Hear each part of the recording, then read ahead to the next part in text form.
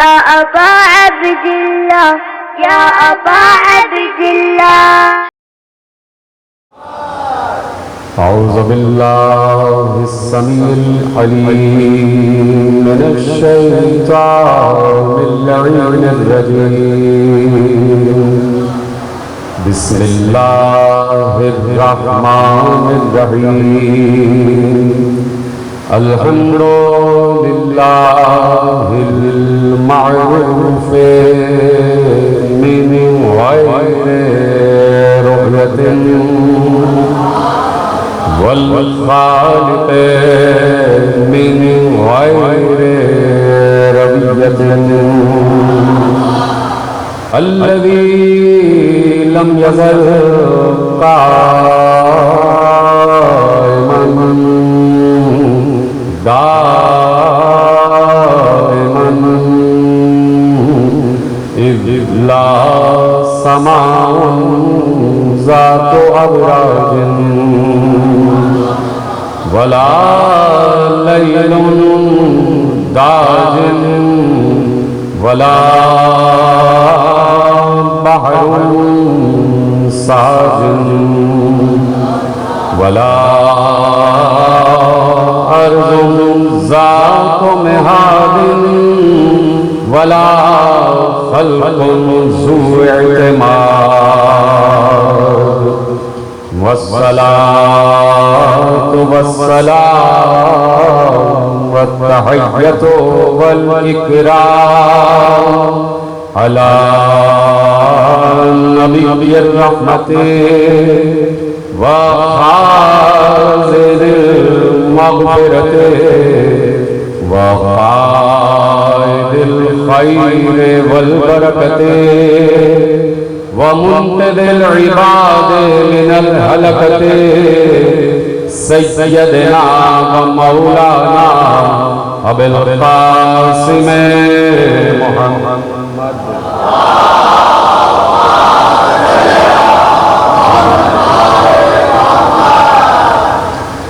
व अहले बैतिहि तय्यबीन अत्ताहिरीन अल-मासूमीन अल-मज़लूमीन अल-मुंतखबीन अल-मुंतजबीन अल्लज़ीना अज़हबल्लाहु अन्हुमुर रिज्सा व तहहरहुम तत्हीरा।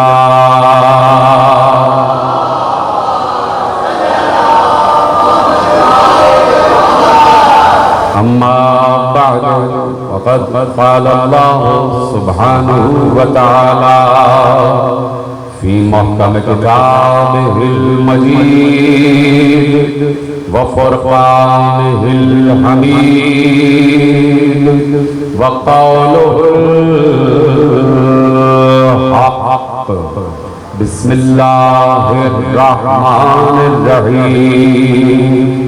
अल्लाहु नूरुस समावाति वल अर्ज़। सल्लल्लाहु अलैहि मुहम्मद व आलि मुहम्मद।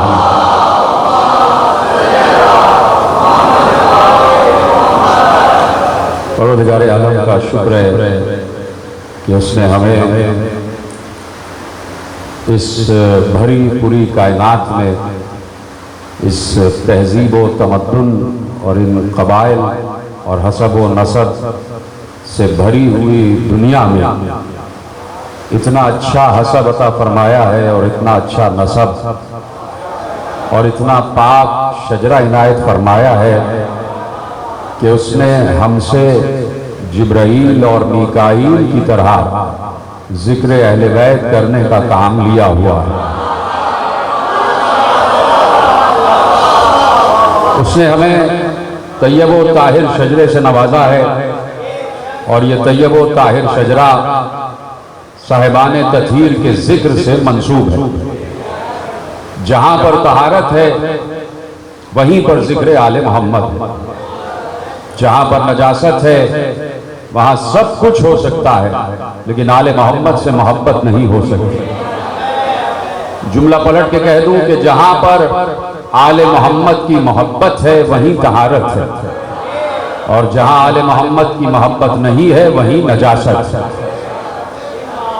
तो ये कुरान में भी और साहिब कुरान और वारिस कुरान में भी बहुत आसान पहचान बता दी इस दुनिया में, इस तहजीब में, इस सकाफत से भरी दुनिया में, कि ताहिर लोग हमेशा ताहिरों से मखसूस हुआ करते हैं और नजिस लोग हमेशा नजिस लोगों का जिक्र किया करते हैं।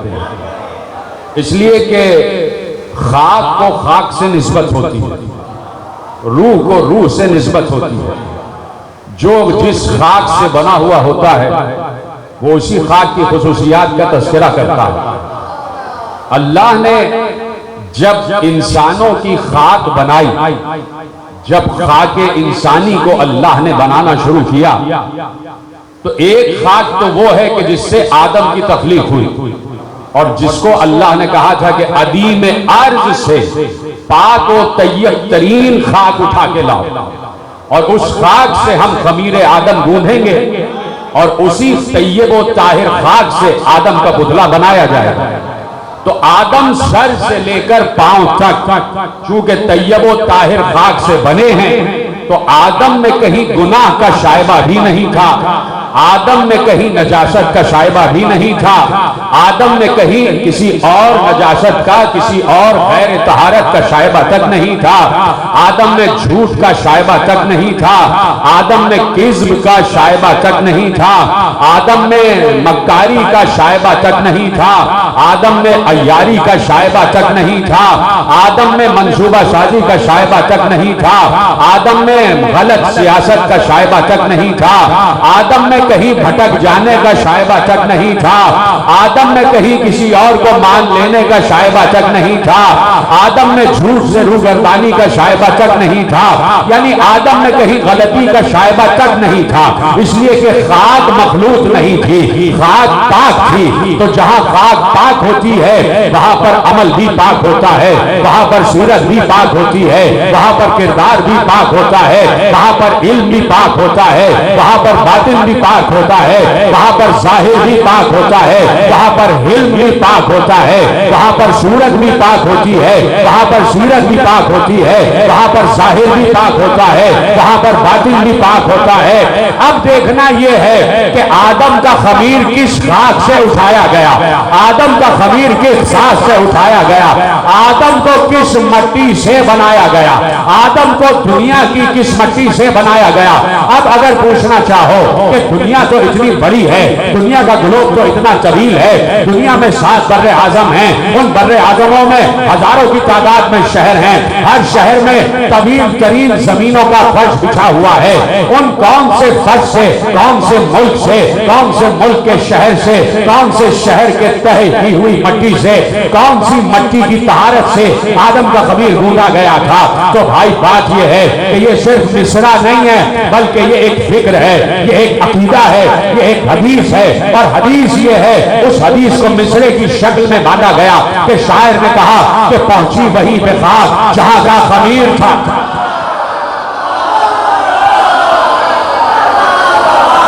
पहुंची वही पे खाक जहां का खमीर था।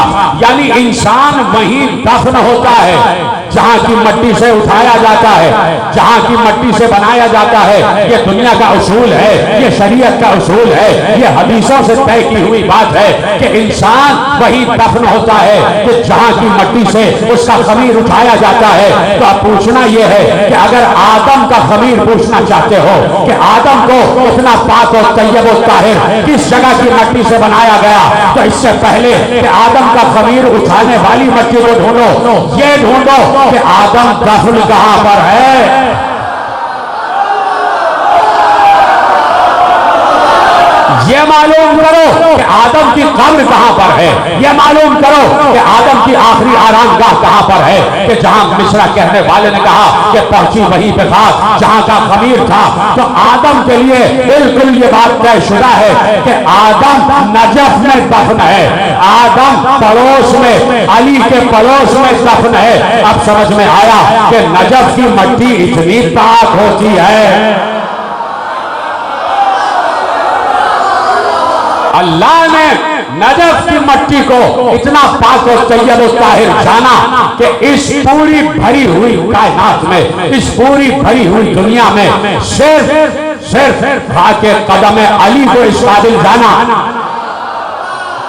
कि वहां से आदम का खमीर गूंधा जाए, वहां से आदम का खमीर गूंधने के लिए मट्टी का इंतखाब किया जाए। तो नजफ की खाक मखलूक नहीं है, नजफ की खाक जहां से खित्ते मखसूस से आदम के लिए खाके नजफ उठाई गई, वो इतनी पाक, इतनी तैयब व ताहिर कि आदम इतना तैयब व ताहिर खल्क हुआ।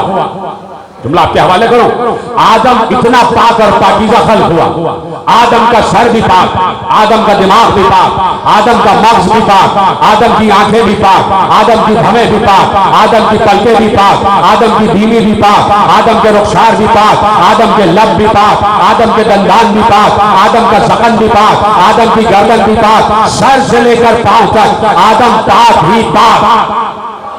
तो इतना पाक यानी नजफ की मट्टी में यह खुसूसियत रख दी अल्लाह ने कि जो इस मट्टी से बनाया जाएगा हम उसके लिए कहेंगे, काश का जुमला पहुंच जाए और आयत कुरानी आपके हवाले कर रहा हूं कि जो इस नजफ की मट्टी से खल्क होगा, जो इस नजफ की मट्टी से तखलीक पाएगा, हम सिर्फ उसी के लिए कहेंगे कि अल्लामा आदम अलैहिस्सलाम,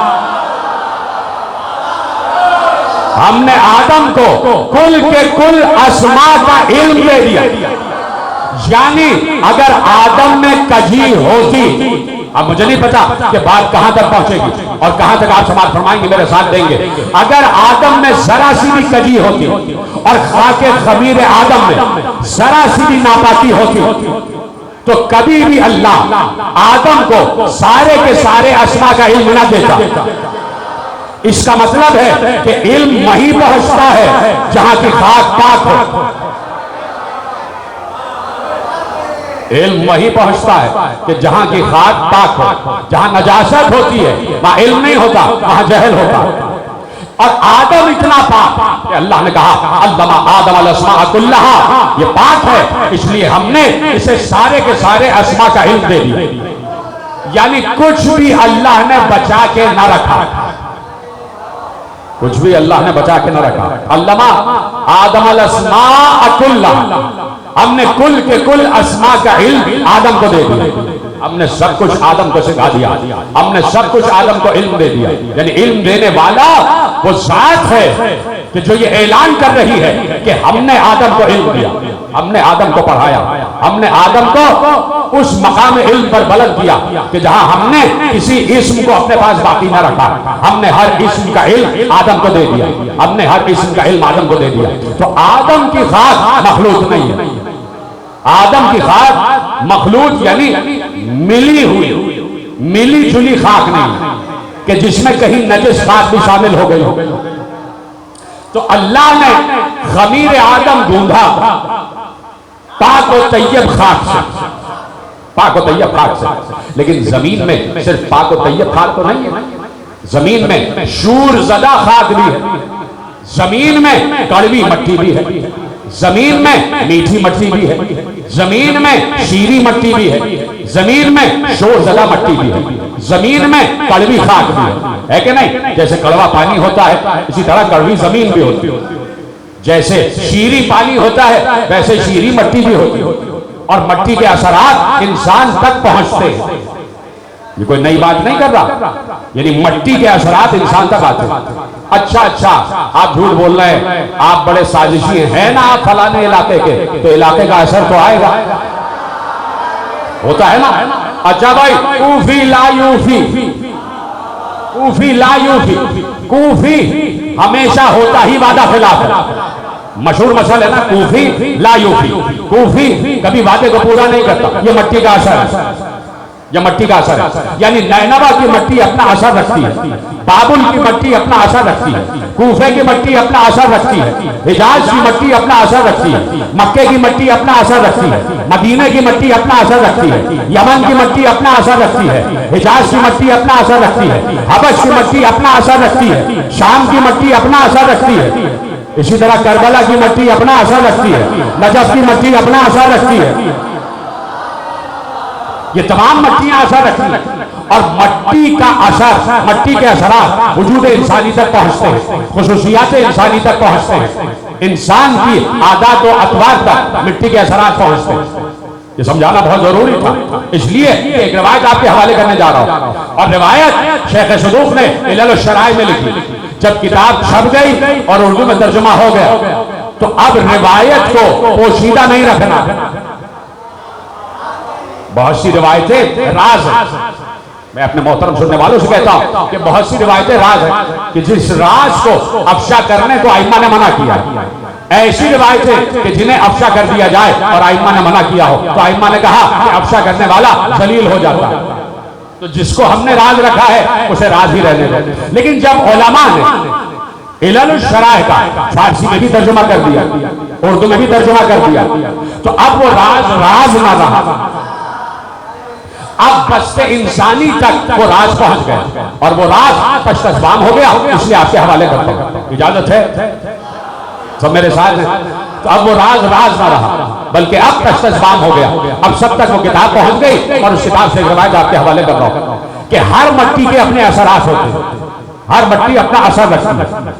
कड़वी मट्टी भी है, शूरज़दा मट्टी भी है और शीरी मट्टी भी है, पाक मट्टी भी है। अल्लाह ने जब इंसानों को बनाना चाहा तो कड़वी मट्टी और शीरी मट्टी को मखलूक कर दिया। शीरी मट्टी की यह तासीर थी कि जहां तक यह मट्टी जाएगी वहां पर उस्वे हसना जाएगा, वहां पर इबादतों का शौक जाएगा, वहां पर सच जाएगा, वहां पर सदाकत जाएगी, वहां पर तहारत जाएगी। और कड़वी मट्टी का यह खुसूसियत थी कि जहां कड़वी मट्टी होगी, जहां शूरज़दा मट्टी होगी, वहां गुनाह होगा, वहां पर गफलत होगी, वहां पर इबादतों से कोताहियां होंगी, वहां पर रियाजतों से इंसान बचेगा, वहां पर इंसान नेकियों से दूर भागेगा। ये असरात है मट्टी के। अल्लाह ने कड़वी और शीरी मट्टी को मखलूक किया। मखलूक करने के बाद उससे जिस्म इंसानी बनाया, उससे जिस्म इंसानी बनाया। रूह अलग बन रही है और जिस्म अलग बन रहा है। आलम अरवाह में अल्लाह ने सबसे वादे लिए। बात समझ रहे हैं या कोई परेशानी तो नहीं है? अल्लाह ने आलम अरवाह में हर रूह से वादा लिया। पहले रिवायत में यह लिखा हुआ है कि अल्लाह ने खुद मेरे मौला अमीरुल मोमिनीन गालिब अला कुल्ले गालिब हजरत अली इब्न अबी तालिब इरशाद फरमाते हैं कि अल्लाह ने, और कम्बर से इरशाद हो रहा है कि कम्बर अल्लाह ने सबसे पहले अपनी तौहीद को अरवाह के सामने पेश किया। जिस रूह ने मेरे अल्लाह की तौहीद का इकरार किया आलम अरवाह में, आलम अलश में, उस दिन से आज तक हर उस रूह की आवाज अली के कान में महफूज है। अल्लाह ने अपनी तौहीद का इकरार लेने के बाद आलम अरवाह में पैगंबर की रिसालत अरवाह के सामने पेश की। जिस रूह ने उस दिन पैगंबर की रिसालत का इकरार किया था, हर उस रूह की आवाज आज भी अली के कान में महफूज है। अल्लाह ने तौहीद और रिसालत का इकरार लेने के बाद मेरी विलायत अरवाह के सामने पेश की। जिस रूह ने उस दिन मेरी विलायत का इकरार किया था, हर उस रूह की आवाज मेरे कान में मौजूद है। तो जिसने तीनों इकरार किए वो रूह पाक और पाकीज़ा, वो आज भी पाक और पाकीज़ा। ये रूह बन गई, ये रूह बन गई। अब अल्लाह जिस्म बनाना चाहता, अब अल्लाह जिस्म बनाना चाहता। अल्लाह ने खाक को मखलूक किया। शीरी खाक भी है और शूरीदा खाक भी, पाक खाक भी है और नजिस खाक भी है। और मैंने आपको दोनों खाकों की ताबीर और तासीर बता दी। दोनों खाकों को मखलूक किया। मखलूक करने के बाद अल्लाह ने कबीर बोला अपने हाथों से, अल्लाह के हाथों ने खमीर बोला और उन्हीं हाथों से तखलीक आदम भी हो रही है और तखलीक आदमियत भी हो रही है। तखलीक आदम भी है और तखलीक आदमियत भी है। खमीर बुन गया और इंसान बनना शुरू हो गया, इंसान बनना शुरू हो गया। पूछा किसी ने बहुत अरसे बाद कि मौला ये बताइए कि हमारे मुखालिफीन अच्छे अमल भी करते और आपके चाहने वाले बुरे अमल भी करते। रूह पाक है तो अमल बुरा क्यों है, और वहां रूह नजिस है तो अमल अच्छा क्यों है? भाई इतनी मुश्किल बात नहीं कर रहा, बहुत आसान बात कर रहा। का यहां रूह पाक है इसलिए कि गदीर का इकरार है, इसलिए कि विलायत का इकरार है, तो रूह पाक, तो अमल में बुराई क्यों है, अमल में कोताही यहां क्यों है? और वहां रूह नजिस है इसलिए कि विलायत का इकरार नहीं है, लेकिन अमल में इकमाल क्यों है, अमल अच्छा क्यों है? यहां अमल बुरा क्यों है और वहां अमल अच्छा क्यों है? जबकि यहां रूह अच्छी है तो अमल भी अच्छा होना चाहिए। इबादतों की चाह होनी चाहिए, इबादतों की चाहत होनी चाहिए, और वहां इबादतों से रूगर्दानी होनी चाहिए। समझ रहे ना मेरी बात? इशारों में कर रहा हूं। तो मासूम ने कहा कि सुनो, अल्लाह ने जब मट्टी मखलूक खल्क की तो अल्लाह ने मखलूक मट्टी से इंसानों को खल्क किया, हर इंसान मखलूक मट्टी से खल्क हुआ। ये जो तुम्हारे अंदर जरा सी बुराई आ गई, थोड़ा इबादतों में कोताही आ गई, थोड़ा रियाजतों में कोताही आ गई, कई झूठ बोल लेते हो, ये उस सूरीदा खाक का असर है कि जो अल्लाह ने तुम्हारी पाक खाक में मखलूक कर दिया। और वहां जो अच्छा अमल है वो उस पाक खाक का असर है कि जो अल्लाह ने उनकी नजिस खाक में शामिल कर दिया। हम बोला अच्छा, कि अब सुनो, तवज्जो है कि नहीं है? इजाजत है कि नतीजा आपके हवाले करो? का सुनो, अब मुझे नहीं पता कि रवायत आप तक कैसे पहुंचे, हवाला मैं आपके हवाले कर चुका। का सुनो, जब महशर आएगा तो अल्लाह पाक को पाक से मखलूक करेगा और नजिस को नजिस से मखलूक करेगा। जहां पाकीज़ा रूह होगी वही पाक खाक खिंचती हुई चली आ जाएगी, जहां नजिस रूह होगी वहां नजिस खाक खिंचती हुई चली जाएगी। अब कहा तुम्हारे दुश्मन जितना अच्छा अमल कर रहे हैं महशर में वो तुमसे मुल्हिक हो जाएगा, जो तुम बुरे अमल कर रहे हो वो उनसे मुल्हिक हो जाएंगे। अल्लाहु अकबर, सलामत रहे आप। मैंने कहा ना बड़ी राज वाली रिवायत थी।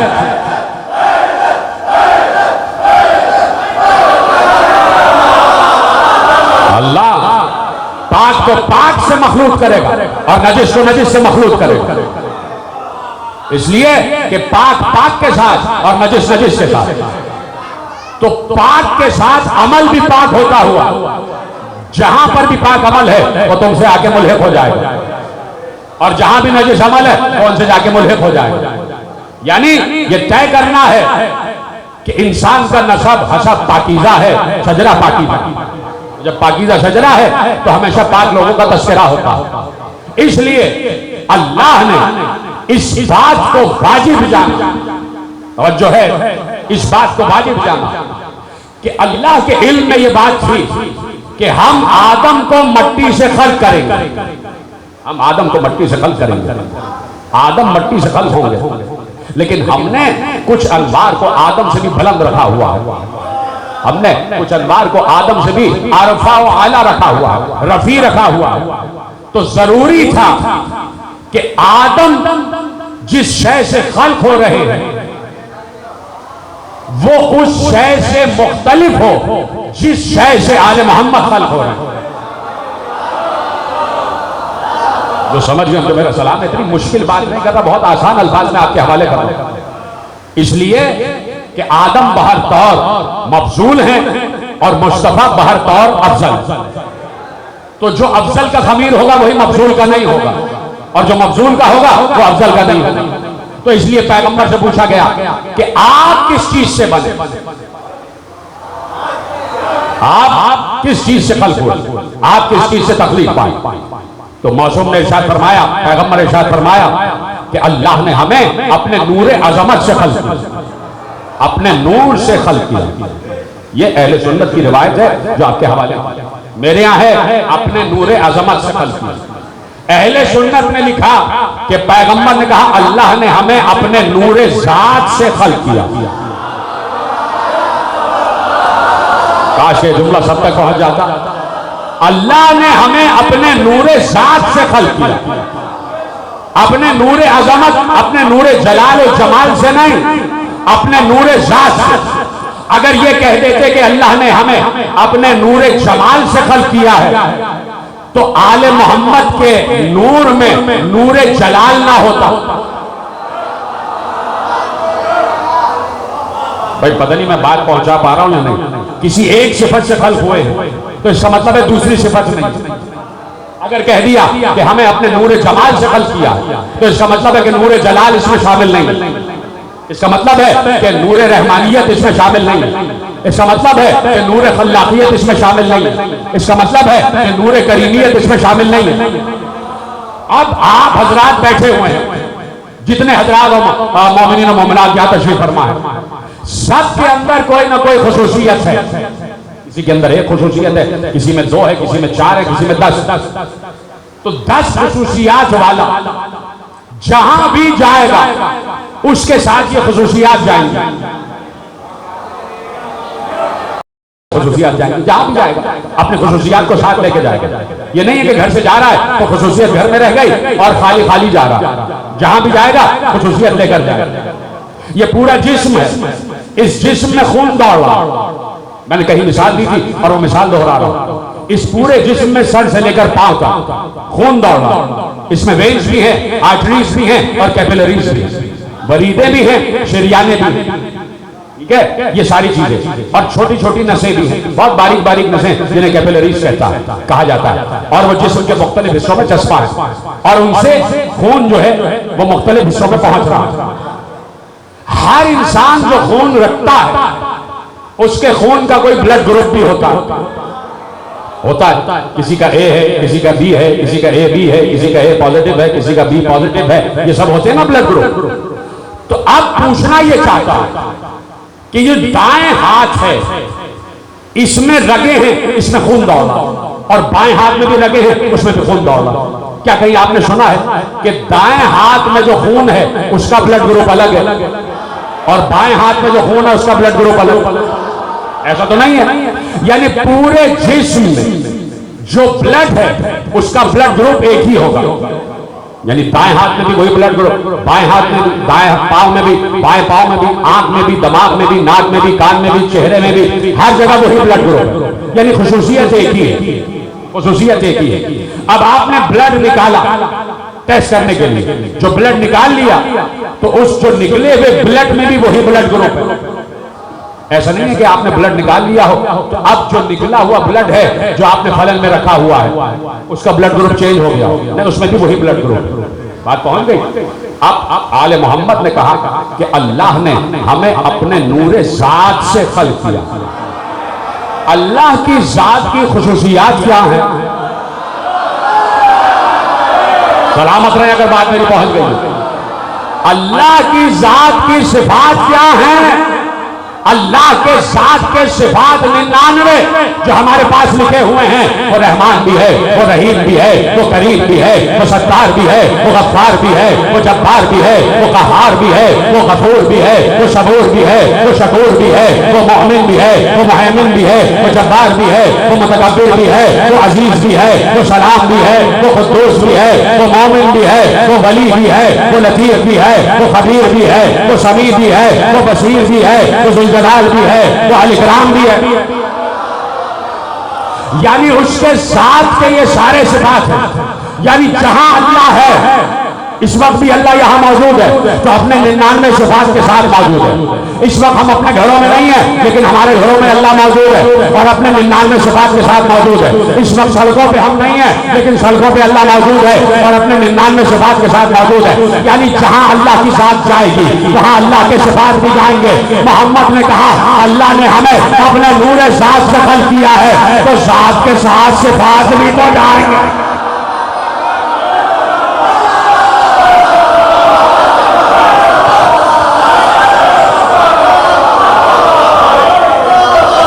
ज़ात के साथ सिफात भी तो जाएंगे।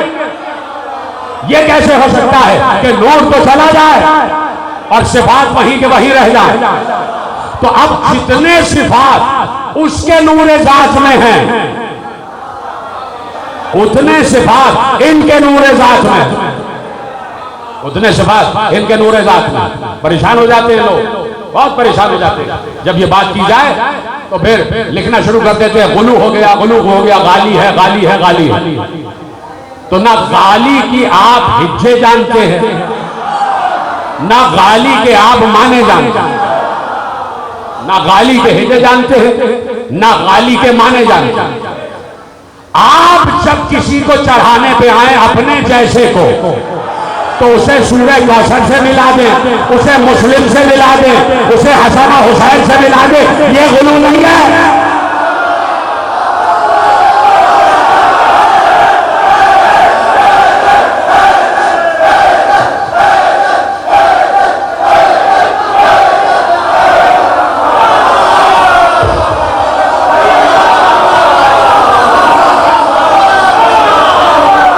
आप किसी को चढ़ाने पे आए तो इतना गुलू, इतना गुलू, इतना गुलू कि वक्त का हुसैन भी कह रहे हैं, वक्त का अली भी कह रहे हैं।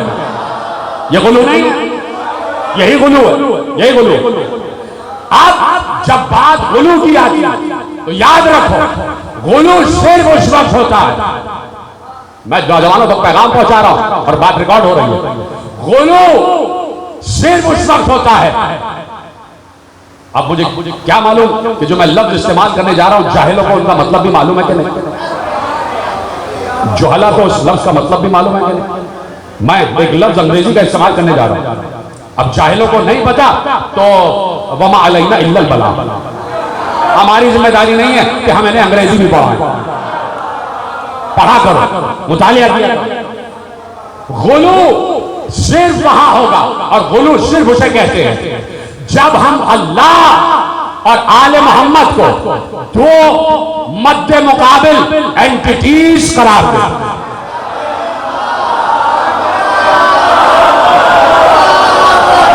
जब हम अल्लाह और आले मोहम्मद को एंटिटीज करार दें कि एक एंटिटी अल्लाह है और एक एंटिटी आले मोहम्मद है, ये है गुलू, ये है गुलू। कि हमने कहा कि अल्लाह के पास जो सिफात है वही आले मोहम्मद के पास, तो गोया मुकाबला हो गया कि इनमें कौन बड़ा, ये गुलू है, इसको गुलू कहते हैं। लेकिन गुलू ये नहीं है जो अब मैं बताने जा रहा हूं। आले मोहम्मद ने बताया कि जो कुछ अल्लाह के पास है वो हमारे पास है, जो उसके सिफात है वो हमारे पास हैं, वो हमारे पास हैं। हम भी खल्क कर सकते, रिज़्क़ हम भी देते, करम हम भी करते, गुनाह हम भी माफ करते, सवाब हम भी देते, अजाब हम भी देते, सब कुछ उसका दिया हुआ हमारे पास। सूरज को हम पलटाते, चांद हम दो टुकड़े करते, सितारा हम उतारते, दरख्त हम बुलाते हैं, बारिश हमारे कहने से होती है, माँ के सिकम में हम कहते बेटा तो बेटा, हम कहते बेटी तो बेटी, हम कहते हैं औरत तुम मर्दों के मजमे में कहां से आ गई। तो अब जो वहां है वो यहां है, फर्क सिर्फ ये है, अब गुलू खत्म हो रहा है, फर्क सिर्फ ये है कि अल्लाह के पास जो कुछ है, जो कुछ अल्लाह के सिफात है वो अल्लाह का जाती है, वो सब कुछ अल्लाह का जाती है, अल्लाह को किसी ने नहीं दिया। आले मोहम्मद के पास जो है वो उनका जाती नहीं है, अल्लाह का दिया हुआ है।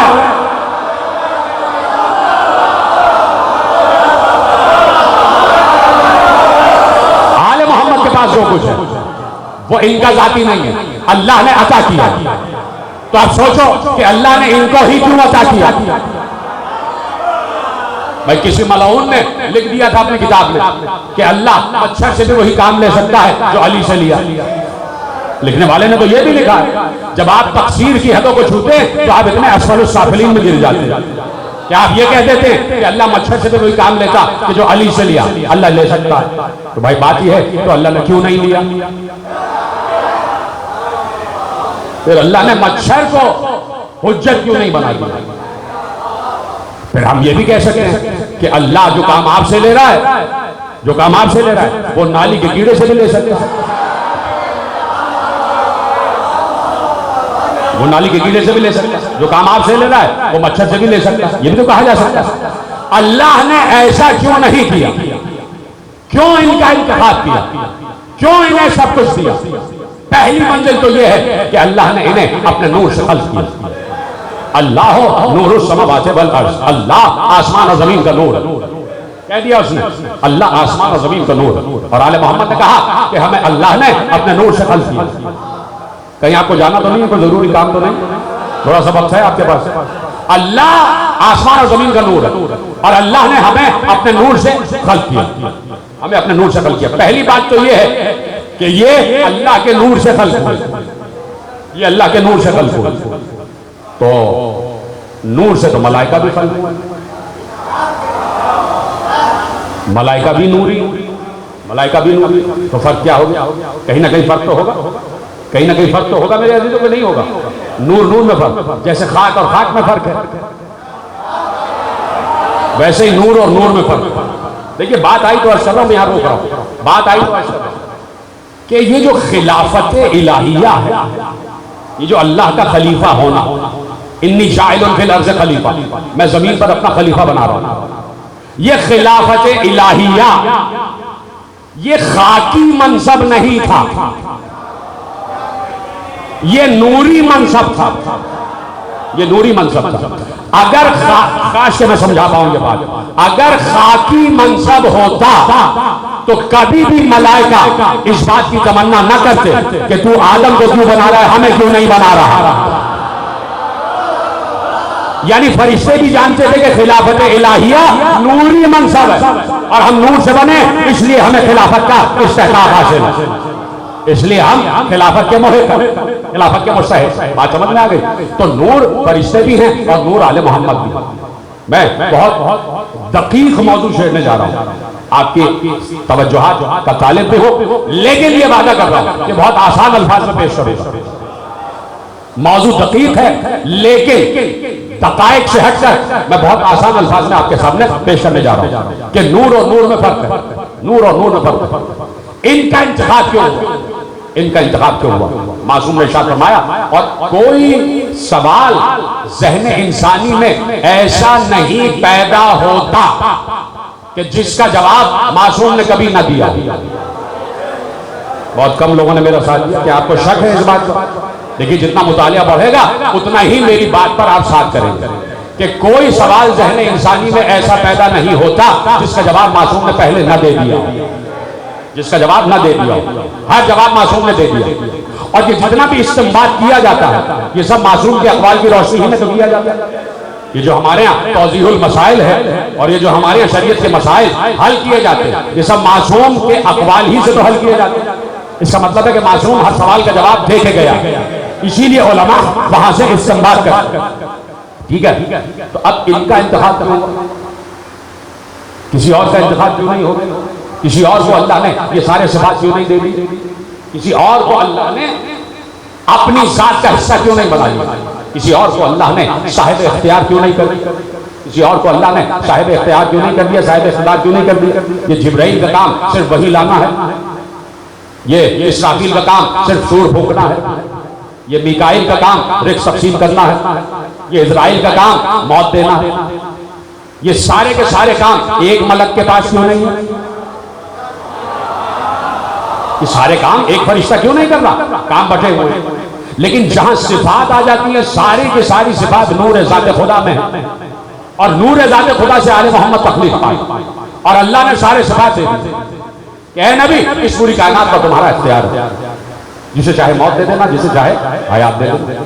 जब कहोगे बारिश बरस जाएगी, जब कहोगे गल्ला हो जाएगा, जब कहोगे हम तुम्हारे कहने से बेटा दे देंगे, बेटी दे देंगे।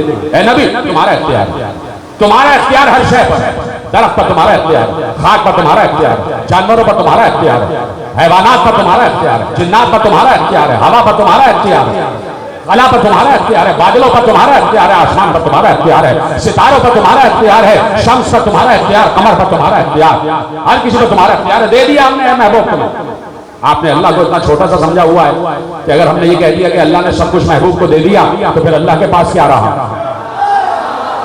फिर अल्लाह के पास आपने इतना छोटा सा अल्लाह को समझा हुआ है कि अल्लाह अगर दे देगा तो अल्लाह खाली हो जाएगा। नहीं, ऐसा नहीं, ऐसा नहीं। मैं आपसे कुछ इल्म की बातें शेयर कर रहा हूं, आप भी इल्म की बातें शेयर कर रहे हैं। आप में बहुत से लोग ऐसे बैठे होंगे जो उस्ताद है, जो पढ़ाते हैं, जो मुअल्लिम है, क्लास ली, सुबह आपने लेक्चर दिया, कोई भी मुअल्लिम यहाँ बैठे, मुअल्लिम ने लेक्चर दिया, 1 घंटे का लेक्चर दे दिया, उसके दिमाग में जो कुछ था वो उससे शागिर्द के दिमाग में मुंतकिल कर दिया, तो क्या अब उस्ताद खाली हो जाएगा? भाई क्या ये कोई तस्बीह है? क्या ये कोई खाक की चीज है कि अभी मैंने मेरे पास थी, आपके पास चली गई, अब मेरे हाथ खाली हो गए? ये इल्म है। इल्म मुंतकिल होता है तो वहां से जहां से मुंतकिल होता है वहां महफूज रहता है, बल्कि वहां और बढ़ता है। इसी तरह अल्लाह के खजाने कि अल्लाह किसी को दे रहा है तो उसके खजानों में कमी नहीं हो रही, उसके खजानों में कमी नहीं हो रही, उसके खजाने मुसलसल बढ़ते चले जा रहे, उसके खजानों में इजाफा हो रहा है। तवज्जो है? अब सिर्फ बात यह तय करना है कि इनका इंतखाब क्यों हुआ। कहने वाले तो कह गए कि मच्छर से भी कोई काम ले लेता, तो फिर मच्छर से काम क्यों नहीं लिया? हम उसी बात पर रुके हुए हैं कि फिर मच्छर से वो काम क्यों नहीं लिया? ले लेता मच्छर से काम, मच्छर के पास भी इख्तियार आ जाता कि वो औलाद देता फिरता, तो क्यों नहीं दिया? क्यों नहीं दिया? हम तो कहते हैं मच्छर तो बहुत छोटी चीज है, किसी इंसान को क्यों नहीं, किसी और इंसान को क्यों नहीं दे दिया इख्तियार? किसी मसनद रसूल पर और बैठने वाले को इख्तियार क्यों नहीं दे दिया? किसी गैर को इख्तियार क्यों नहीं दे दिया? ठीक है, अब सिर्फ एक मरहला रह गया कि इनका इंतखाब क्यों हुआ, क्यों हुआ? तो मासूम ने इस कज़िये को भी हल किया, इस मसले को भी हल किया। सुनो, जब अल्लाह ने मखलूकात बनाई, जब अल्लाह ने मखलूकात बनाई, सारी मखलूकात बना ली, सारी का मतलब सारी, सारी का मतलब सारी, उसमें कीड़े मकोड़े से लेकर देव हैकल जिन्नात से लेकर मलाइका और फरिश्ते सब शामिल है, इसमें ज़र्रात ज़मीन से लेकर सब शामिल है। सारी का मतलब सारी मखलूकात, इसमें मच्छर भी है, इसमें मच्छर भी, इसमें खटमल भी है। अच्छा अजीब बात है, आपने ये क्यों नहीं कहा कि खटमल से भी वो काम ले लेता? अजीब बात कि खटमल से भी वो काम ले लेता कि जो आले मोहम्मद से लेना चाहा, आप मच्छर को क्यों लेके आ गए? इसका मतलब है कि आपका मच्छरों से कुछ ताल्लुक है। समझो है? तो अब क्या हुआ? जरा सा अपने मिजाज से हट के मैंने बातें की, मुझे माफ कीजिएगा, मेरा मिजाज नहीं है, लेकिन बात जब दिल से टकराती है तो फिर उलझन होती है और दिल चाहता है कि कुछ बातें हम भी करें, बातें हम भी करें। समझो फरमा रहे हैं आप?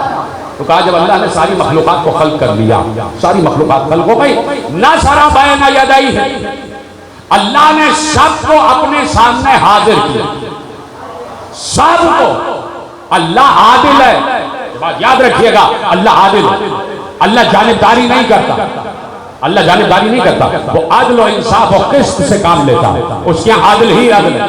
सारी मखलूकात को नसरा बैन यदाई, अल्लाह ने सारी मखलूकात को अपने सामने हाजिर किया, उसमें जर्रे से लेकर आसमान तक जो भी मखलूकात है, मशरिक मगरिब शुमाल जुनूब सरा से सरैया, सारी मखलूकात शामिल, सबको अल्लाह ने अपने सामने जमा किया और अब सबका इम्तिहान लिया, सबका इम्तिहान लिया। और इम्तिहान ये था, देखिए इम्तिहान क्या होता है कि मैं आपसे कहूं कि मैं आपसे एक सवाल करना चाह रहा हूं और जो सवाल का जवाब दे देगा, सबसे पहले दे देगा, मैं उसको ये तस्वीर दूंगा, है कि नहीं? अब मैं कहूं कि मैं सवाल करने जा रहा हूं और जो सवाल का जवाब देगा ये तस्वीर उसके नाम, ये इनाम उसको दे दूंगा। इसी तरह अल्लाह ने कमरे इम्तिहान सजाया, मैदान इम्तिहान सजाया। मेरी तरफ तवज्जो, सारी मखलूकात को जमा किया, सारी मखलूकात जमा हो गई और अब अल्लाह ने उन सब से एक सवाल किया और अल्लाह ने यह बात तय कर ली कि जो इस सवाल का जवाब दे देगा मैं उसे अपनी तमाम सिफात का हामिल बना दूंगा। मैं उसे अपनी तमाम सिफात का हामिल बना दूंगा। बात पहुंच गई? सो तो नहीं रहे आप, सब जाग रहे हैं? का जो मेरे सवाल का जवाब दे देगा मैं उसको अपनी तमाम सिफात का हामिल बना दूंगा। तो सवाल सबसे था, सवाल सबसे था। उसमें आदम भी मौजूद, उसमें नूह भी थे, इब्राहिम भी थे, मूसा भी थे, ईसा भी थे, याकूब भी थे, यूसुफ भी थे, हूद भी थे, सालेह भी थे, इदरीस भी थे, इलियास भी थे, खिज़र भी थे, इस्माइल भी थे, इसहाक भी थे, उसमें लूत भी थे, सारे अंबिया थे, उसमें सारे मलाइका थे, करोड़ा मलाइका भी थे, उसमें सारे इंसान भी थे, मैं भी था, आप भी थे, उसमें सारे खुलफा भी थे, उसमें बनो उमैया वाले भी थे, बनो अब्बास वाले भी थे, उनमें फातिमीन मिस्र भी थे, उनमें सल्तनत उस्मानिया वाले भी थे, उसमें पाकिस्तान के हुक्मरान भी थे, हिंदुस्तान के हुक्मरान भी थे, उसमें मौलवी भी था, मुल्ला भी था, कटमुल्ला भी था, उसमें उलमा भी थे, उसमें खुतबा भी थे, उसमें जाकिरीन भी थे, उसमें आलम और आलम भी थे, सब शामिल थे। मैंने बता दिया इब्राहिम में सब है, और उसमें आले मोहम्मद भी, अल्लाह के नूर से बने हुए जो हैं वो भी सब हैं। और अल्लाह अब अपने अदल का ऐलान करने जा रहा है। अल्लाह ने तय कर लिया, जो मेरे सवाल का जवाब देगा मैं उसे अपनी खुसूसियात, अपने सिफात का हामिल बना दूंगा, मेरे सिफात उस तक पहुंच जाएंगे। और सवाल बड़ा आसान सवाल था, अब लग रहा है आसान, इसलिए कि जवाब आपको मालूम है। लेकिन उस वक्त जिस वक्त कुछ नहीं मालूम, जिस वक्त मालूम ही नहीं है, उस वक्त इस सवाल का जवाब देना कितना मुश्किल था। अब मैं आपके हवाले करता हूं वो सवाल। अल्लाह ने सबसे सवाल किया, सबसे सवाल किया, सब अल्लाह के सामने मौजूद है। अल्लाह ने सबको मुतवज्जे किया। जब सब मुतवज्जे हो गए परवरदिगार आलम की तरफ, तब अल्लाह ने कहा, सबसे सवाल किया, मान आना, मैं कौन हूं। हाय हाय हाय हाय, ये पीछे वाले हजरात पीछे ही रह गए। अल्लाह ने सबसे सवाल किया, मान आना। अल्लाह दिखाई नहीं देता, ये ना समझना कि अल्लाह सामने खड़ा हुआ दिखाई दे रहा है। जब दिखाई दे तो देखकर पहचानना किसके लिए मुश्किल होगा। बात तो ये है, नजर ना आए और पहचानो। बात तो ये है कि नजर ना आए और पहचानो। ज्यादा वक्त तो नहीं ले रहा मैं आपको। नजर ना आए और पहचानो। तो अब नजर नहीं आ रहा और सबको आवाज आ रही है, मान आना, मैं कौन हूं, मैं कौन हूं। तो जो सबसे पहले जवाब देगा वही अल्लाह के इल्म का भी हामिल होगा और अल्लाह के दीन का और अल्लाह के सिफात का भी हामिल होगा। तो अब मासूम ने कहा, अब वालो मन नतका, जिसने सबसे पहले जवाब दिया वो कौन है। कहा वो रसूलुल्लाह है, अली इब्न अबी तालिब है और हम हैं। इतना बड़ा मसला मैंने हल किया और आप पीछे वाले हजरात खामोश बैठे रह गए। का सबसे पहले जिसने जवाब दिया वो रसूलुल्लाह, अली और आइम्मा, हमने जवाब दिया, हमने जवाब दिया। अंत रब्बुल आलमीन, तू आलमीन का पालने वाला है, तू हमारा खुदा है, तू वहदहू ला शरीक है, तू सिफात का हामिल है, तू इख्तियार और इख्तियार का हामिल है। तो अल्लाह ने अपना वादा पूरा किया। अब इस मच्छर सिफत शख्स को बताओ कि अगर उस वक्त मच्छर जवाब दे देता तो मच्छर के पास सब कुछ चला जाता। अब ये बात आनी नहीं चाहिए। अल्लाह ने अपना वादा पूरा किया, जो मेरे सवाल का जवाब देगा मैं उसे अपने खुसूसियात, अपने सवाल का हामिल बनाऊंगा, अपने इल्म और दीन का हामिल बना दूंगा। मेरा इल्म और दीन वो उठाएगा। अम्मला इल्महु व दीनहु, उन्होंने उठाया अल्लाह के इल्म को और अल्लाह के दीन को। इसलिए अल्लाह ने इनका इंतखाब किया। जब इंतखाब हो गया, जब इन्होंने जवाब दे दिया, तो अब अल्लाह ने हर सिफत इन तक मुंतकिल कर दी कि हम तुम्हें इनाम में दे रहे हैं, अपने इनाम में दे रहे हैं, हमने तुम्हें अपने नूर ज़ात से खल्क़ किया है। तो अब जाओ, कायनात की हर शय पर तुम्हारा इख्तियार है। जो तुम हलाल कहोगे वो हलाल होगा, जिसे तुम हराम कह दोगे वो हराम हो जाएगा। जिसे तुम हलाल कहोगे वो हलाल होगा, जिसे तुम हराम कहोगे वो हराम हो जाएगा। हमने तुम्हें ये इख्तियार दे दिया। बात पहुंच रही है, खुश हैं आप, परेशान तो नहीं है। आले मोहम्मद के फजाइल सुन के खुश होना चाहिए, परेशान नहीं होना चाहिए। कहा हमने तुम्हें अपना इख्तियार दे दिया, अपना इख्तियार दे दिया, हमने तुम्हें अपने नूर से बनाया, अपने नूर से बनाया। अब जब अपने नूर से बनाया, खत्म हो रही है बात, बिल्कुल तकरीर आखिरी मरहले में दाखिल हो रही है। और मेरा अपना हुस्ने यकीन ये है कि मैं इस वक्त आपके हवाले एक बिल्कुल नई बात करने जा रहा हूं जो आपने कभी सुनी नहीं। नई बात में एक इंकिशाफ करने जा रहे हैं। कर दो इंकिशाफ, अगर आपकी इजाजत, इंकिशाफ करने जा रहे हैं। अल्लाह नूरु समावाति वल अर्ज़ मसलो नूरिही कमिश्कातिन फीहा मिस्बाहुन अल मिस्बाहु फी ज़ुजाजतिन अज़-ज़ुजाजतु कअन्नहा कौकबुन दुर्रियुन यूक़दु मिन शजरतिन मुबारकतिन ज़ैतूनतिन ला शर्क़िय्यतिन वला ग़रबिय्यतिन यकादु ज़ैतुहा युज़ीअु वलौ लम तमससहु नारुन नूरुन अला नूर यहदिल्लाहु लिनूरिही मन यशा वल्लाहु बिकुल्लि शैइन अलीम फी बुयूतिन अज़िनल्लाहु अन तुरफ़अ व युज़करा फ़ीहा इस्मुहु युसब्बिहु लहू फ़ीहा बिल-ग़ुदुव्वि वल-आसाल। अल्लाह कहता है कि मैं आसमान और ज़मीन का नूर। खत्म हो रही बात, मेरी तरफ मुतवज्जह रहिएगा। मैं कभी भी वक्त गुजारी के लिए मिंबर पर नहीं आता, चाहता हूँ कि कुछ न कुछ आपसे हासिल करके ही मिंबर छोड़ो। मसलो नूरिही कमिश्कातिन फीहा मिस्बाहुन, उसके नूर की मिसाल है कि जैसे ताक पर एक चिराग रखा हुआ और चिराग पर शीशा चढ़ा हुआ और शीशे से नूर छलनी होकर नूर साते हो रहा है।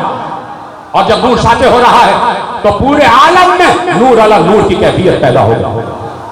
कह दिया उसने और कहा कि ये नूर न शर्की है न गरबी है, न ये नूर यहूदियों का है न ईसाइयों का है। ला शर्कियतिन वला गरबियतिन, न ये शर्की है न गरबी है। और कोई इस चिराग को आग नहीं दिखाता, ये चिराग खुद बहुत रोशन हो जाता है। ऐसा नहीं है कि कोई आग दिखा रहा हो और उसके बाद चिराग रोशन हो, चिराग खुद बहुत रोशन हो जाता है। और अब कहा ये चिराग उन घरों में रोशन है, उन घरों में, उन घरों में, उन घरों में। अब ये लफ्ज घर याद रखिएगा, फी बुयूतिन। बुयूत जमा है बैत की, बुयूत जमा है बैत की। बे ये ते और बे ये वाव थे बुयूत, बैत है वाहिद और बुयूत है जमा। फी बुयूत है, ये चिराग उन बुयूत में, उन बैतों में रोशन है जिन बैतों को हमने बुलंद रखने का हुक्म दिया। उन बैतों में, उन घरों में हर वक्त अल्लाह का जिक्र होता है, उसके इस्म की तस्बीह होती है, उसके नाम की तस्बीह होती है। उन घरों में, उन घरों में रोशन। यानी कुछ घर हैं जो बैत कहलाते हैं। अब कौन सा बैत कहलाते हैं वो मैं आपके हवाले करता हूं। एक साइल चला, एक राहिब चला, राहिब बहुत दूर से चला और चलते चलते मदीने पहुंचा। मदीने पहुंचा तो सातवें इमाम अलैहिस्सलाम की खिदमत में पहुंचा। आइए शब्बर रज़ा साहब तशरीफ। सातवें इमाम अलैहिस्सलाम की खिदमत में पहुंचा। अब शब्बर रज़ा साहब आ गए तो यकीनन इल्मी गुफ्तगू करने में और मजा आएगा, बड़ा लुत्फ आएगा, इसलिए कि ये खुद भी खतीब है माशाअल्लाह, कौम के खिदमत गुजार भी हैं और मिंबर के खिदमत गुजार भी हैं। परवरदिगार इनके लहजे में और निखार और तक़वियत अता फरमाए। तवज्जो फरमाइए। आप चला, पहुंचा, यस्रिब पहुंचा, मदीने पहुंचा और मेरे साथ में मौला की खिदमत में पहुंचा। पहुंचने के बाद उसने मौला से सवालात की, मौला ने सारे सवालात के जवाब दिए। उससे सवाल हुए, वो जवाब न दे सके, वो जवाब न दे सके। मौला ने कहा कि अपना सफरनामा तुम बयान करोगे या हम बयान करें? क्या मौला मैंने सुना, ऐ फर्जंदे रसूल मैंने सुना कि हिंदुस्तान का एक मकाम संदान लिखा हुआ, मोहम्मद इब्न याकूब कुलैनी ने ये रवायत लिखी है जो आपके हवाले कर रहा हूं। कितना बड़ा हवाला दे दिया, इसलिए कि इंकिशाफ करने जा रहा हूं तो हवाला देना बहुत जरूरी है कि बाद में लोगों को जहमत ना हो कि मुझसे पलट के पूछे कि कहां से पढ़ा। तो सबको हवाला दे दिया, मोहम्मद इब्न याकूब कुलैनी उसूल काफी ने ये रवायत लिखी और वहां से आपके हवाले कर रहा हूं। किताब में रवायत मौजूद है, लोगों की नजर से नहीं गुजरती तो मैं क्या करूं। अब देखिए, कहा कि हिंदुस्तान में एक आलिम, उसका शोहरा मुझ तक पहुंचा और मैंने ये सुना कि वो एक शब रोज जाता है बैतुल मुकद्दस और उसी शब रोज में वापस भी आता है। बैतुल मुकद्दस जाता है और वापस आ जाता है और वहां की ज़ियारत करता है और वापस आ जाता है। और उसके पास कोई ऐसा इसमें आजम है कि जिस इसमें आजम को वो इस्तेमाल करता है और वो इसमें आजम वही इसमें आजम है कि जो सुलेमान के खलीफा आसिफ बिन बरखिया के पास था, उसके पास वो इसमें आजम। मौलाना का रुको, ये बताओ कि अल्लाह के कितने इसमें आजम कि जिनके जरिए से ना होने वाले काम को होने में तब्दील किया जा सकता है, अनहोनी को होनी बनाया जा सकता है। उसने कहा कि फजल रसूल मुझे ज्यादा तो नहीं मालूम, लेकिन मुझे ये मालूम है कि 7 इस्म उसके ऐसे हैं कि जिनके जरिए से अनहोनी को होनी किया जा सकता है। मौलाना ने कहा वो 7 इस्म मालूम? या मैं कोई कहानी सुना रहा हूं? ऐसा लग रहा है कि आपको सुनाने के लिए लोरी दे रहा हूं। मौलाना ने कहा क्या वो 7 इस्म मालूम? का अगर मालूम होते तो इतना तवील सफर करके आपके पास क्यों आता? इतना तवील सफर करके आपके पास क्यों आता? मौलाना ने कहा अच्छा चलो आगे बयान करो। इसका मतलब है कि हर किसी को वो इस्म बताए भी नहीं जा सकते। मौलाना ने नहीं बताया, हर किसी तक वो इस्म पहुंच भी नहीं सकते। इतना आसान नहीं है इसमें आजम का हुसूल, इतना आसान नहीं है इसमें आजम का कश्फ करना। वो तो दुआएं दो अपने वालिदैन को, नहीं दुआएं दो अपनी माँ को कि उन्होंने उठते बैठते तुम्हें परवान चढ़ाते हुए एक इसमें आजम सिखा दिया, अली अली अली अली, एक इसमें आजम सिखा दिया। इतना आसान कर दिया कि अली अली किए जाओ और अनहोनी को होनी बनाए जाओ। लेकिन अली की मारिफत के साथ अली अली करना जरूरी है। ये ना हो कि अली को पहचानते नहीं और या अली कर रहे हैं। अली को पहचानना भी जरूरी है। अच्छा आगे बयान करो। कहा हमें पता चला कि वो हिंदुस्तान में है। तो मैं शाम से सफर करता हुआ हिंदुस्तान पहुंचा और मैं उस पहाड़ पर पहुंचा और पहाड़ की बुलंद चोटी पर उसका आश्रम था और उस आश्रम में वो रहता था। लोगों ने मुझे बताया कि ये साल में 2 मरतबा बाहर आता, बस 2 मरतबा, और उसके बाद ये अपने आश्रम ही में रहता। कहता है कि मैं आश्रम के दरवाजे पर पहुंचा, मेरी हिम्मत नहीं हुई कि दरवाजे पर दस्तक दूं। मैं बैठा रहा, मैं ही रहा। 2 दिन गुजर गए, मेरी हिम्मत नहीं हुई कि दरवाजे पर दस्तक दूं। मैंने ऐसे में देखा कि एक गाय है, देव है कल गाय, बड़ी तनोमंद गाय और वो दाखिल हो रही है, वो आश्रम की तरफ जा रही है। उसने एक बार अपना सर आश्रम के दरवाजे पर मारा। जब सर उसने आश्रम के दरवाजे पर मारा तो आश्रम का दरवाजा खुल गया। मैं गाय के पीछे पीछे दाखिल हुआ। मैंने देखा कि वो शख्स, वो आलिम एक मसनद पर बैठा हुआ, मसनद पर बैठा हुआ और सर झुकाए हुए है और उसकी आंखों से आंसू बह रहे, उसकी आंखों से आंसू बह रहे। तो मुझे उसने देखा, मैंने उसको देखा, मैंने सलाम किया, उसने जवाब में सलाम दिया। मैंने कहा कि मैंने आपके मुताल्लिक सुना है कि तैयार है सुनने के लिए कि आप एक शब रोज में जाते हैं बैतुल मुकद्दस और वहां से वापस आ जाते हैं। क्या बैतुल मुकद्दस जानते हो क्या है? उस आलिम ने कहा बैतुल मुकद्दस मालूम भी है क्या है? तो तुम यहां आ गए मुझसे पूछने के लिए कि मैं जाता हूं एक शब में और वापस आ जाता हूं बैतुल मुकद्दस। कहा हिंदुस्तान और कहा वो बैतुल मुकद्दस यरूशलेम। कहा मैं जानता हूं वो यरूशलेम में बैतुल मुकद्दस, यरूशलेम में बैतुल मुकद्दस। क्या वो बैतुल मुकद्दस नहीं है? है अल्लाहु अकबर। क्या वो बैतुल मुकद्दस नहीं है? का क्या मतलब? का बात ये है कि जब ईसा से लेकर और पैगंबर का जमाना आया तो ईसा से पैगंबर तक का दौर 572 बरस का है। 572 बरस। ईसा के 572 बरस बाद पैगंबर इस दुनिया में तशरीफ लाए। 572 AD after the death of Christ पैगंबर इस दुनिया में आए। का ये जो जमाना है ये फतरत का जमाना कहलाता है। का फतरत के जमाने में, फतरत के जमाने में अहले कुफ्र, अहले बातिल, अहले हक पर गालिब आ गए और अहले बातिल अहले हक पर गालिब आए तो उन्होंने जिस चीज का नाम चाहा तब्दील कर दिया और कहा कि पैगंबर के जाने के बाद यही दौर उस दौर के अहले बातिल का रहा कि उन्होंने जिस चीज का चाहा नाम बदल दिया, जिस चीज का चाहा नाम अपने मर्जी से रख दिया। तवज्जो फरमा रहे हैं आप? तो कहा कि जैसे कुरान ने सूरह नज्म में कहा कि परवरदिगार ने ये जो तुमने नाम रखे हैं तो तुम्हारे रखे हुए नाम है, सम्मयतुमूहा अंतुम व आबाउकुम। कुरान ने सूरह नज्म में कहा ये तो वो नाम है जो तुमने और तुम्हारे आबा अजदाद ने रख लिए। मा अंज़लल्लाहु बिहा फी सुल्तान, सुल्तान अल्लाह ने तो इनके बारे में कोई ऐसी आयत नाजिल नहीं की, अल्लाह ने तो इनके बारे में कोई आयत ऐसी नाजिल नहीं की, ये तुमने नाम रख लिए हैं। बात पहुंच गई। सूरह नज्म की आयत मौला ने पढ़ी, सूरह नज्म की आयत उस आलिम ने पढ़ी और राहिब उस आयत को दोहरा रहा का कुरान में अल्लाह सूरह नज्म में कह रहा कि ये नाम तो तुमने रख लिए हैं, अल्लाह ने तो ऐसे नाम नहीं रखे। कह दिया का तो फिर आप बताइए बैतुल मुक़द्दस क्या है? का तुम समझते हो कि ये यरूशलेम, ये तल अवीव, ये जो आज का फिलिस्तीन है, ये जो आज का इसराइल का, ये समझते हो तुम ये बैतुल मुक़द्दस है? क्या ये बैतुल मुक़द्दस नहीं है? सुन लीजिए, उस आलिम ने कहा कि बैतुल मुक़द्दस वो नहीं है, बल्कि अहले बातिल ने उसका नाम बदल दिया किसी की दुश्मनी में। तो उसने पूछा, इस राहिब ने पूछा उस आलिम से, फिर बैतुल मुक़द्दस क्या है? कहा बैतुल मुक़द्दस आले मोहम्मद के घरों का नाम है।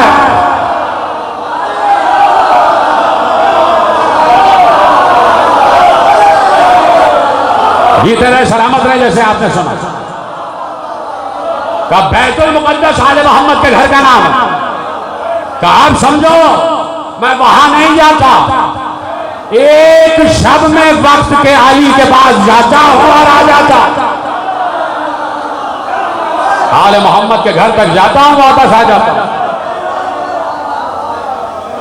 जाता और वापस आ जाता हूं। कहा इसीलिए तो तुमको यहां देखकर हैरान हो रहा हूं कि तुम इतना तवील सफर करते हुए यहां क्यों आए। जाओ यशरिब जाओ, यशरिब में मोहल्ला बनी हाशिम में जाओ, जिस दरवाजे पर बाबुल इल्म लिखा हुआ है वही तो बैतुल मुक़द्दस है। जिस दरवाजे पर बाबुल इल्म लिखा हुआ है वही तो बैतुल मुक़द्दस है।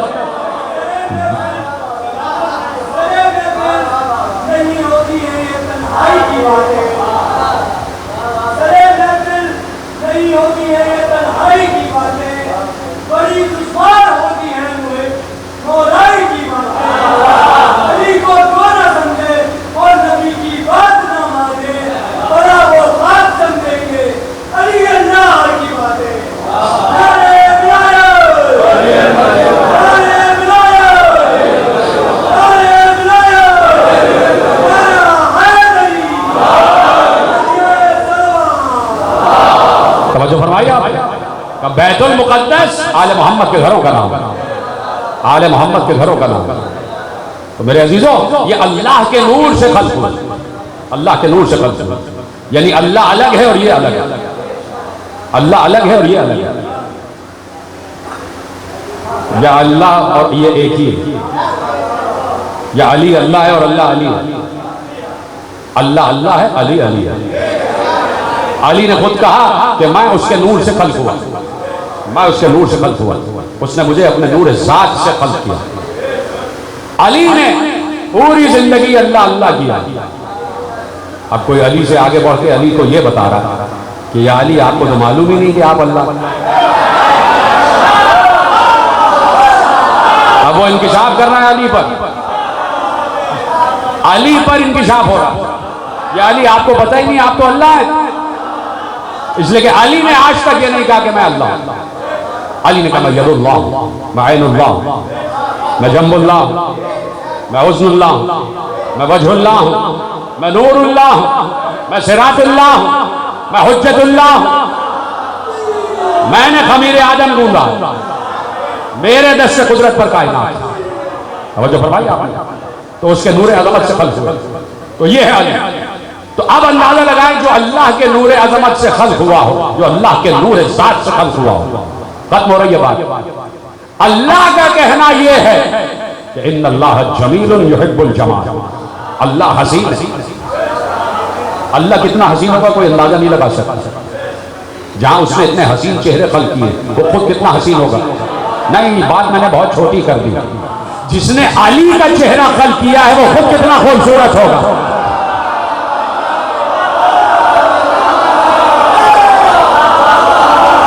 जिसने अली का चेहरा खल्क़ किया, जिसने अली जैसे हसीन को खल्क़ किया है, जिसने मुस्तफा जैसे हसीन को खल्क़ किया, वो कितना हसीन होगा।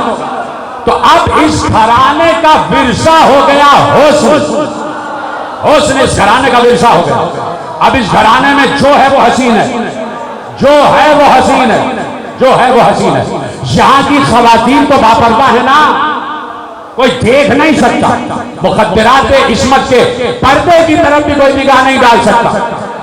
किसी शकी की हिम्मत भी नहीं थी कि वो चादर छीनने के बाद ज़ैनब को देख लेता, हिम्मत नहीं थी, हिम्मत नहीं थी। ये अल्लाह की तरफ से इंतजाम था कि अल्लाह ने गर्द का पर्दा डाल दिया। तो अब खवातीन मुखद्दरात के बारे में कैसे मालूम हो कि वो कितनी हसीन है? इसलिए कि उन तक तो कोई पहुंच ही नहीं सकता। तो अब चाहा अल्लाह ने कि बचाया जाए कि इस घर की मुखद्दरात भी इतनी हसीन है कि जहां मरियम कनीजी में आ जाए, जहां हव्वा कनीजी में आ जाए, जहां आसिया कनीजी में आ जाए, जहां हाजरा कनीजी में आ जाए। तो क्या तुम्हें बताऊं कि कितना हसीन है इस घर की मुखद्दरात का चेहरा? का सुनो, अली अल्लाह के चेहरे की जीनत है और ज़ैनब अली के चेहरे की जीनत है।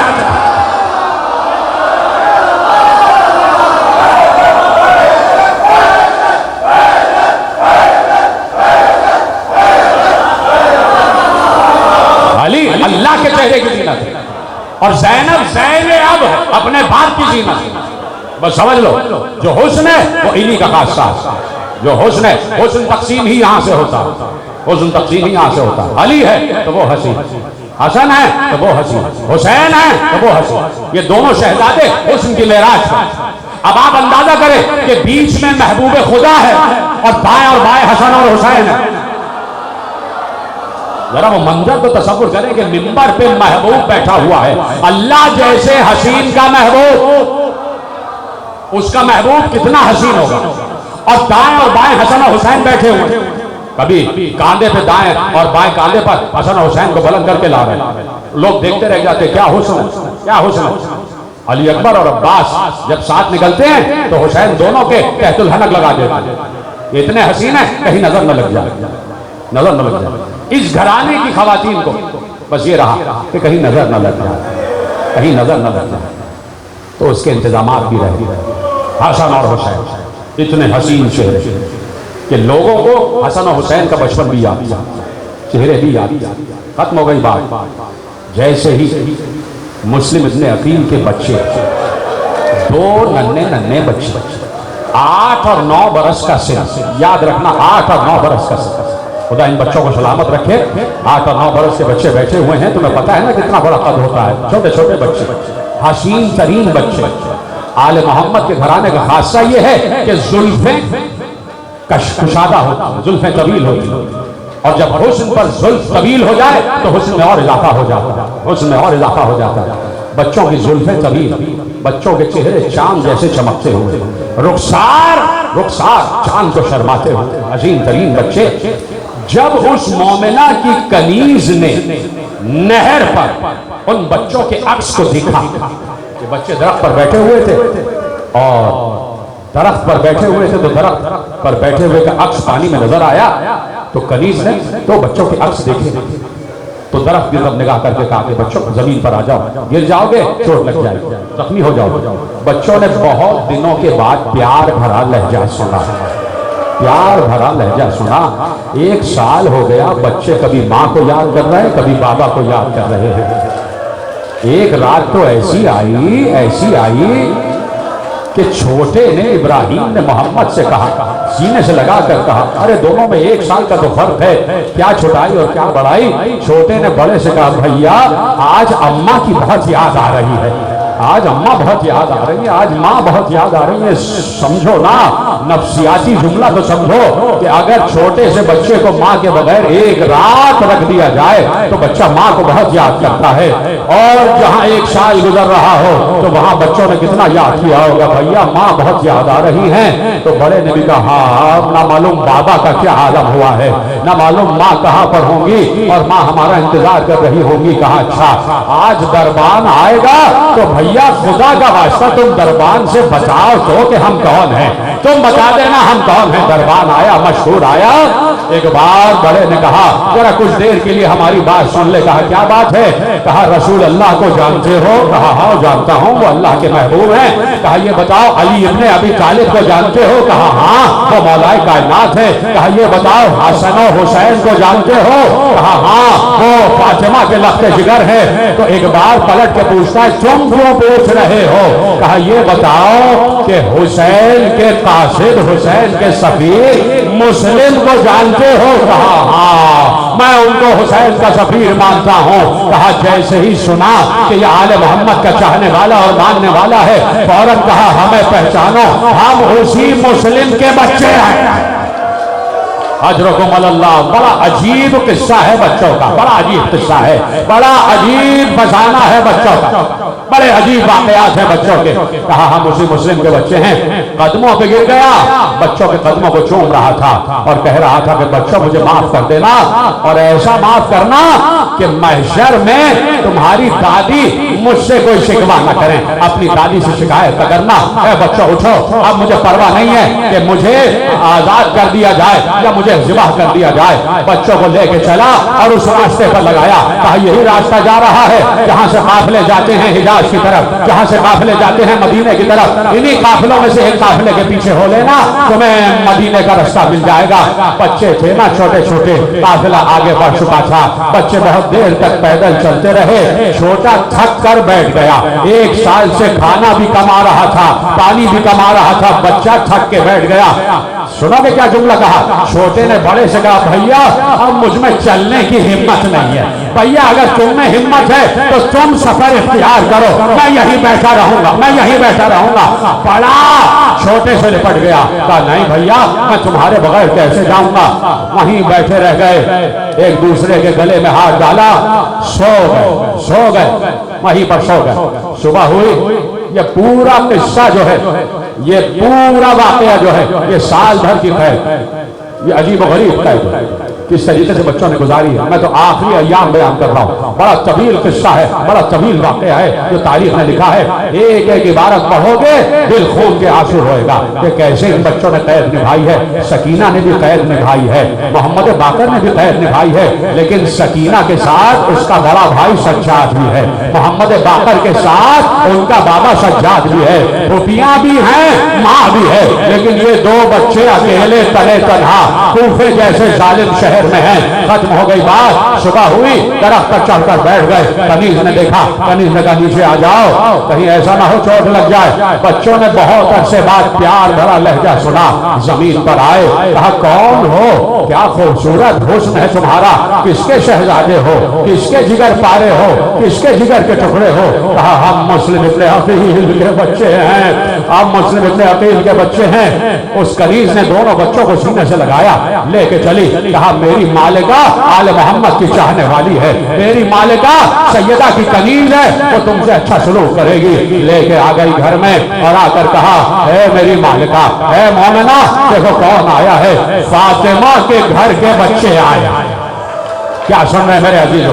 अभी 2 नन्हे नन्हे ताबूत बरामद होंगे ना तो तुम्हारी आवाजें गिरिया बुलंद हो जाए। बस 2 ही जुमले रह गए और उसके बाद ताबूत बरामद होगा, लेकिन जब मैं इशारा करूंगा तो नन्हे नन्हे ताबूत बरामद होंगे। मैं चाहता हूं कि आखिरी वक्त तक तुम्हें ले जाओ कि बच्चों की तदफीन कैसे हुई, किस गुर्बत के आलम में बच्चों की तदफीन हुई है। जैसे ही उस मोमिना ने सुना कि मुस्लिम के बच्चे आए हैं, कदमों पे गिर गई, अपनी आंखों को कदमों से मलने लगी और एक बार कहती है, अपनी कनीज से कहती है, क्या कह रही है, ये 2 मोहम्मद और इब्राहिम मेरे घर नहीं आए, अरे ये हसन और हुसैन, ये मेरे घर में हसन और हुसैन आ गए। बच्चों को नहलाया धुलाया, कपड़े पहनाए, खाना खिलाया, रात हो गई, बच्चों को हुजरों में लिटा दिया। बच्चे हुजरे में लेटे हुए हैं, सो गए बच्चे। हारिस निस्फ शब को घर में दाखिल हुआ, घर के दरवाजे पे लात मारता हुआ दाखिल हुआ, बड़े गुस्से में है। ये घर फुरात के किनारे है और उधर दारुल अमारा है जो मस्जिद कूफा से मिला हुआ है। ये कूफे का कस्बा है जहां ये मोमिना रहती है और इसका बेटा हारिस मलऊन रहता है। एक बार वो घर में गुस्से से दाखिल हुआ, यहाँ बच्चे सो रहे थे, सोते में दोनों बच्चों ने एक ही ख्वाब देखा, एक ही ख्वाब देखा। दोनों उठे और दोनों एक दूसरे के गले से गले मिलकर कहते हैं भैया आज ये ख्वाब अजीब देखा है। भैया मालूम होता है आज हमारी आखिरी रात है, आज हमारी आखिरी शब है। एक दूसरे को ख्वाब बयान किया, भैया हमने ख्वाब देखा एक बज़्म सजी हुई है, उसमें नाना रसूल अल्लाह भी हैं, उसमें दादी फातिमा भी हैं, उसमें दादा अली भी हैं, उसमें दादा हसन भी हैं, उसमें दादा हुसैन भी हैं। और एक बार उस बज़्म में हमारे बाबा मुस्लिम इब्ने अकील आ गए, रसूल को सलाम किया तो रसूल ने हमारे बाबा का हाथ अपने हाथ में लेकर कहा मुस्लिम तुम तन्हा आ गए, तुम्हारे बच्चे कहाँ हैं, तुम्हारे दोनों लाडले कहाँ हैं। तो मुस्लिम ने रोते हुए कहा रसूल अल्लाह बस वो भी आया ही चाहते, बस वो भी आया ही चाहते हैं, हम करीब वो आया ही चाहते हैं। एक बार दोनों की आंख खुली, दोनों बातें कर रहे थे, दोनों की बातों की आवाज हारिस के कान से टकरा। हारिस ने दोनों की आवाज सुनी। एक बार माँ से पूछा, गुजरे में कौन है? कहा कोई नहीं है। तेरे कान बज रहे? कहा नहीं, मैं आवाज सुन रहा हूँ। आगे बढ़ा, दरवाजे को लात मारी, टटोलता हुआ आगे बढ़ा, टटोलता हुआ आगे बढ़ा। अंधेरा हुजरा था, टटोलता हुआ आगे बढ़ा।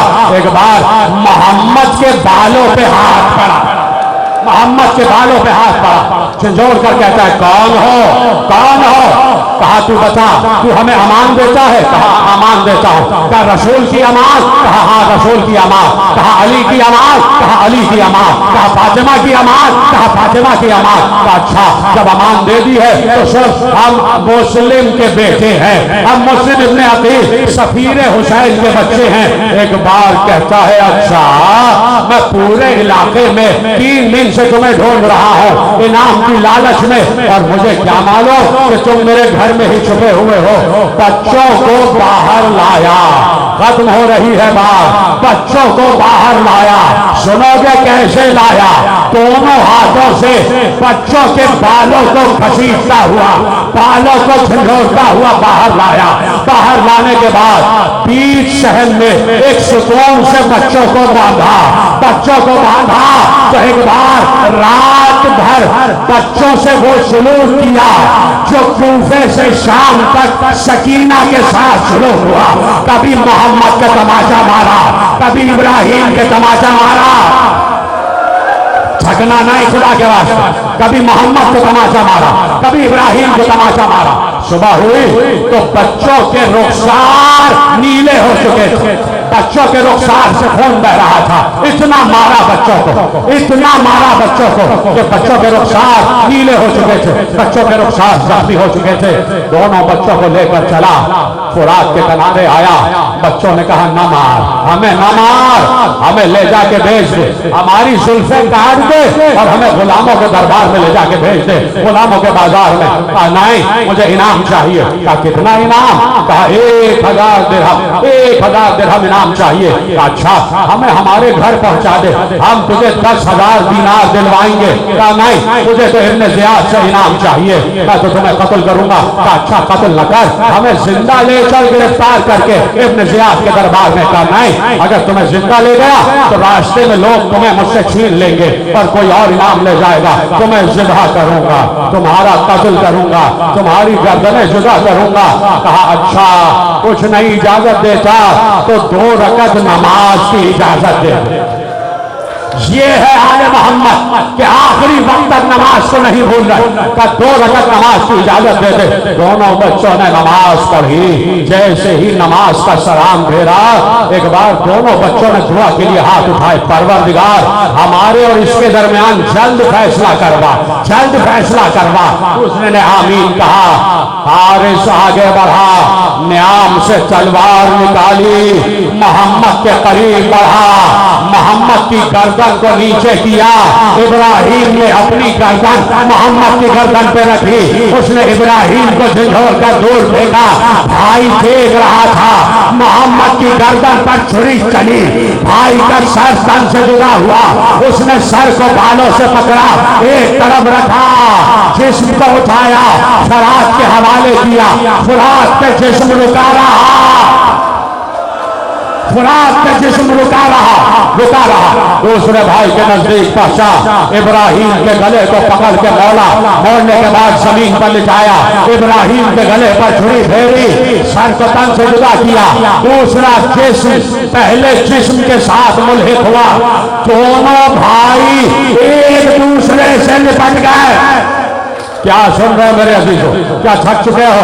दोनों भाई के जिस्म एक दूसरे से निपट गए, फुरात के सतह से समाते हुए जमीन की तरफ चले गए। फुरात की तह में दोनों के तन गायब हो गए। उसने दोनों के सरों को उठाया, एक तोबड़े में रखा, दोनों तोबड़ों को लेकर चला, इब्ने ज़ियाद के दरबार में आया। आने के बाद दोनों सरों को तोबड़ों से बाहर निकाला। इब्ने ज़ियाद जब सर थे ना, तो इब्ने ज़ियाद ने कहा क्या लाया है? कहा ए हाकिम तेरे लिए तोहफा लाया, बड़ा कीमती तोहफा है, ऐसा तोहफा कि जिसका कोई मोल नहीं है, जिसका कोई इंतजार कर रहा था। कहा क्या है? इन तोबड़ों के अंदर क्या है? उसने तोबड़ों को हटाया, जैसे ही सरों को बाहर निकाला, इब्ने ज़ियाद अपनी मसनद से खड़ा हुआ और खड़े होकर कहता है ओ जालिम, किस माँ की गोद उजाड़ कर आया है? ओ जालिम, किस माँ की गोद उजाड़ कर आया है? हाकिम ये उन्हीं बच्चों के सर हैं जो मुस्लिम के बच्चे हैं, जो मुस्लिम के बच्चे हैं उनके सर हैं। कहा मैंने तो कहा था गिरफ्तार करके लाना, तूने मेरे हुक्म के खिलाफ वर्जी की है, तुझे ऐसे इनाम नहीं मिलेगा, ऐसे इनाम नहीं मिलेगा। तूने बच्चों को ज़िबा कर दिया, एक भाई को दूसरे भाई के सामने ज़िबा कर दिया, मेरे हुक्म के खिलाफ वर्जी की है, मैं तुझे सजा दूंगा। का कोई है जो इसको ले जाए और वही ज़िबा करे कि जहां इसने दोनों बच्चों को ज़िबा किया है? गुलाम खड़ा हुआ, उसने गुलाम को देखा, कहा मैं जानता हूं तू आले मोहम्मद का चाहने वाला है, कोई है जो पहले इन बच्चों के सरों को धोकर ले आए, इन बच्चों के सरों को धोकर ले आए। कहा जालिम, ये बच्चे मेरे पास कैद होकर आए थे, जब कैद होकर आए थे तो हसीन तरीन बच्चे थे, उनके चेहरे से नूर साते था, तूने ये क्या इनका हश्र कर दिया कि चेहरे पर जमा हुआ खून है और रुखसार नीले हैं, रुखसार फटे हुए हैं, रुखसार से खून बह रहा है। गुलाम दोनों सरों को लेकर गया, अपनी ज़ौजा के पास गया, कहा इन सरों को धो दो। उसने सरों को धोना शुरू किया, सर धोती जा रही थी और कहती जा रही थी ऐ काश तुम्हारी माँ पहले ही मर चुकी हो, न मालूम तुम्हारी माँ जिंदा है तो तुम्हारे बगैर कैसे जी रही होगी। दोनों के सरों को धोया, सर धुल के दरबार में आए, ताजा ताजा पानी टपक रहा था, सरों से पानी टपक रहा था, चेहरे से, चेहरे के रुखसारों से सर्दी आया थी, नीलाहट आया थी, सर्दी आया थी। दोनों के सर रखे गए, कहा ले जाओ इसको वहीं पर ले जाओ जहां इसने बच्चों को ज़िबा किया था। लेके चला गुलाम, लेके चला, बच्चों के खून की धार जमीन पर नजर आई, बच्चों के खून की धार जमीन पर नजर आई। हुक्म दिया कि इसको अलग ज़िबा करना, इसका खून पाक खून से ना मिलने पाए, इसका खून पाकीज़ा खून से ना मिलने पाए। उसको ज़िबा किया, उसका गला तन से जुदा कर दिया, खत्म हो गई गुफ्तगू। मुसैयब का इलाका है ना कि जहां पर आज रोजे बने हुए हैं, तुम में से जिसने जियारत की है वो मुझे बताए, सीने पे हाथ रखकर बताए, सीने पे हाथ मार कर बताए, किसने आनो और किसने मुस्लिम अपने अकील के बच्चों की जियारत की है, किसने मोहम्मद इब्राहिम के रोज़ों की जियारत की है, सीने पे हाथ मारो। तुम सबने जियारत की है तो मुसैयब का इलाका है, फुरात के किनारे इलाका है। मुसैयब कहता है, मुसैयब कहता है कि एक बार मैंने वो सर हाकिम से लिए, इसलिए कि उसने बताया था कि मैंने इनके जिस्मों को खुराक के हवाले कर दिया था, तो उसने कहा कि मैं सरों को लेकर चला ताकि इन सरों को भी खुराक के हवाले कर दूं, ये सर जिस्म से मुल्हिक हो जाए। मेरे हाथ में दोनों सर कष्ट में रखे हुए थे, शाम हो चुकी थी, मैं फुरात के किनारे पहुंचा, मैं डर गया इसलिए कि मैंने कुछ कश्तियां आती हुई देखी, वो कश्तियां फुरात के किनारे आकर लग गई। एक कश्ती का दरवाजा खुला, उसमें से एक बुलंद कामत हस्ती बरामद हुई, दूसरी कश्ती का पर्दा हटा, एक और हस्ती बरामद हुई, तीसरी नूरानी कश्ती आई, इन दोनों हस्तियों ने उसका पर्दा हटाया। एक खातून सियाह नकाब में मलबूस बरामद हुई। एक बार उस खातून ने उस बुलंद कामत शख्स से कहा, बाबा आपने देखा इन्होंने मेरे बच्चों के साथ क्या सलूक किया। वो खातून फुरात के किनारे आई, एक बार अपने दुपट्टे को उठाया और कहा है फुरात मेरी अमानत को वापस कर, हमारी अमानत को वापस कर। दोनों जिस्म फुरात से बाहर आए, एक का जनाजा मोहम्मद ने उठाया, एक का जनाजा अली ने उठाया, फातिमा ने सरों को अपने हाथ में लिया, आवाज दी